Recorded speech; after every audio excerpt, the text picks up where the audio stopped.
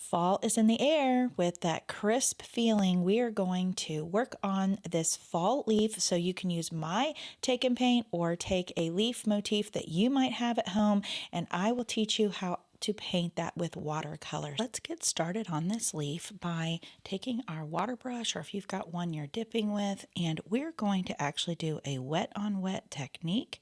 So I'm just squeezing a little bit of water here right along this edge, and I want to be careful to get the little fibers of my brush into that line right there, and I'm just going to go along this one side. Now I'm dipping into this kind of reddish brown color here, and I'm depositing some minerals into that line of water, and you can see it's dispersing and spreading, and that will dry really nicely there at that edge. So I'm going to go ahead and make sure to kind of get right up into those little spaces I couldn't see when I just had the clear water, so making sure to double check that. Okay, now that I've got that laid down, I'm going to let that set in and rest, and now I'm going to do almost the same thing. I have less water now because I haven't gone first with the clear water, but I have some pigment in there, and that will all dry and settle at those edges. And now I'm kind of popping in a little bit more minerals into that water, so when that evaporates, there'll be a lot of pigment resting right at that edge. Okay, and now I'm going to add a little bit more water here. I can see it easier because it's got that pigment. I didn't clear my brush in this case. You can design yours however you want. If you've got a leaf that you've pulled from your yard or a nice hike, then you can go ahead and just mimic those colors with this technique here. And now I'm going to clear my brush, and I'm going to come in and add this. This is my woodland set, so this is hibiscus, or an orange color from my tropical set I have as an extra. You may have taken my advice from other videos and added tubes of watercolor paint. You can just put little dollops into your palette there, so you'll always have some extra colors than just your main 12 that you can refill at any time, and you still have a nice travel size set there. And now I'm going to, I have this in my woodland set, this like yellow called Daylight. And I pulled the tropicals this green, I think it's called Parrot. So you could also mix that in this set by using Daylight and a little bit of this like moss or whatever color to kind of pop into those wet areas. So while it's still wet, you can pull that in there and you'll see it'll start to dry. We'll add some other layers in there. This is coming out nicely. You can see it's thinner here where we didn't add more pigment, so we'll go in and do that now. And you can see more about this technique in my 3 butterflies videos, so if you want to look in your product on my website at tamery.com or on my YouTube channel, it's Tamery Stafford Artist, you can find my 3 butterflies and see how I use this wet on wet to deposit color to make these fun patterns. I'm turning my paper so my hand doesn't get in there and I can see really good. And I'm going to add some orange into here. And you can use more or less green as you look at your reference leaf. That's very dark green, so that doesn't look like what I had before. So watch what I'm going to do. I'm going to siphon that out, just absorbing into my paper towel here. And I'm okay with this in here because I can spread that around and it'll look like an aged leaf. Now it is starting to buckle a little bit, so you can always look up how to size your paper so that you kind of pre-wet it so that it stretches before you even start your painting. I'm going to put a little bit more orange in here. And in this woodland set, you can use like this rust color just to kind of add as an accent in here. I like the brightness of that red, so I want to kind of stick with more of a bright red and a bright orange. And now I'm going to go and add more water along here. Has a little bit of pigment in it, but I'm really not painting that because, as you can see, it just had color in the brush. And it did not make a strong line. I do have a version I painted with a strong line along here, and then I'll show you right here. So I'm just taking pigment on the end of a brush, which is wet on dry paper. And then you can add water by going near that and letting it kind of blend into your painting. And that leaves you with a stronger line at the edge. So if you like that look, that's another way to do it. This is so fun. And you can really take your time with it. And this is the first layer, and you can see all these neat little crispy edges we've got. Up here, I want to make sure to get a nice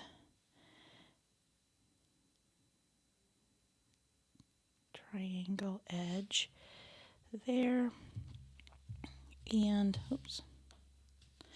And then I'm going to add like a little bit of shadow, or you can add some brown,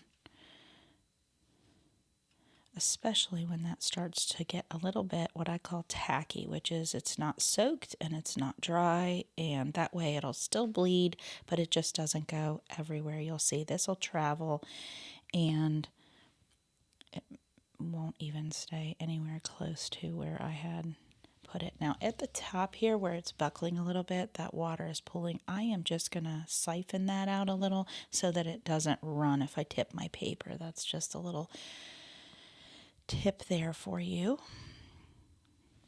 And because I have these strong lines around the outside, I do want to come in and really, that's what I was saying at the beginning, to get those, and while this is wet, get some of those white spaces away from the edge. And you may like the look of that where you can kind of see the line and the paint. That is kind of a style in watercolor to sort of leave that because it's got those crispy edges and you get to see it more if it's not right up to the line. But in this case, I really want it to look a little more realistic. So that started to dry, so it's not moving as much. Should have done a better job at the beginning. But now I'm going to have to come in here and kind of pull away those deposits I just made so that they don't make a distinct line. And then I'll come in, pop a little more orange in here. And because the nature of watercolor, it really does kind of lend itself to looking like a realistic leaf because they get that kind of splotchy look. And I'm kind of going in with shadow, or you can take a brown, sort of go in on a few edges just to kind of show that it's aging and preparing to fall or lay on the ground so that we're making way for new growth after the winter, right? Now, if you have any great fall memories, I do. I grew up in Ohio and we had a lot of maple trees, and so we would go as a field trip in school to the local park and they would tap the maple trees and we get the syrup right out of they would show you how you would go and cook it and boil it down, and then we would taste the fresh maple syrup. And it's fun. In the Little House on the Prairie books, she describes at length how they made the maple how fun that was for them as a treat, living in the middle of nowhere. So, I don't know if you ever read those books, but it goes into quite the detail about it. Okay, so I am really satisfied with how this is looking. Now I'm going to go in and do my stem.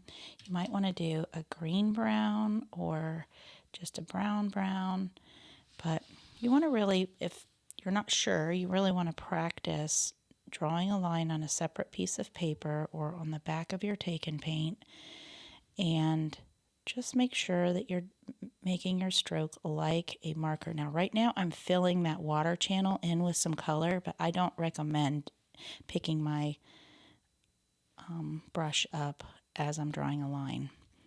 So I'm going to let that dry, and then I'm going to come back in and put a shadow there to make it look more realistic, but even as it is right here, this would be gorgeous to be framed. Now that our leaf is dry, mine is still a little bit tacky wet, but you could wait till yours is completely dry, and I'm going to add a shadow in here. So shadows can be a little bit tricky, but don't be stressed.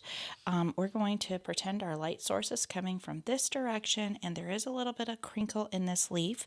So we do want to just kind of start our brush a little bit below that tip there, maybe go out from our leaf just a bit to give that indication that it's bent. And then I'm going to do a smaller line here. My brush is very loaded with water, so I recommend you do a little less water, more easy to control. And I went a little bit high on that one. I want it to look more like it's coming from this direction, and I want to start my shadow more right here. So you can take the tip of your brush just below where this is at and just follow this line here, and you really want to pull down with a small amount at the very top. And I'm going to take a little bit of water away from that so that the pigment is not quite as strong. It matches the rest of everything that I'm doing. And then I want to come and leave a little bit of space under here. And because it's going that way, it's going to kind of come across there. And then for the stem, oh, that's green, I'm going to start here close, kind of bend it out just a bit. It might be a little exaggerated, and then stop here. Kind of mimic that shape. You can decide what you'd like to do if you just want to go right beside it, but that kind of looks like it has a little bit of a bend in it, and actually might be good if I sort of put a little bit of extra pigment on either side to sort of make it look like it is, bending in that area. And I'll go and add a little bit more pigment to that. Now I'm kind of looking at what I've got here, and I think I want to fill that in right along that edge very carefully. Now, since it's coming across this way, this would have a little bit of a shadow as well. I'm just using the tip of my brush, and you'll want to use a piece of paper just to try out how strong your pigment is before you lay it down on the paper. Oh, I picked up a little bit of that pigment because my painting is still a little wet, or even if it's dry, it'll reactivate sometimes. I think I'm going to put a little bit of a tiny bit right here just to give it more definition, but just keep in mind that you want to do it very, very thin. You can always go back and kind of add to it, but people often want to go all the way around this, and really you can see we just do it here and not on this line. This is not casting a shadow if the light is coming from here. So you have to be careful what is actually casting a shadow, none of this. That way it looks more realistic.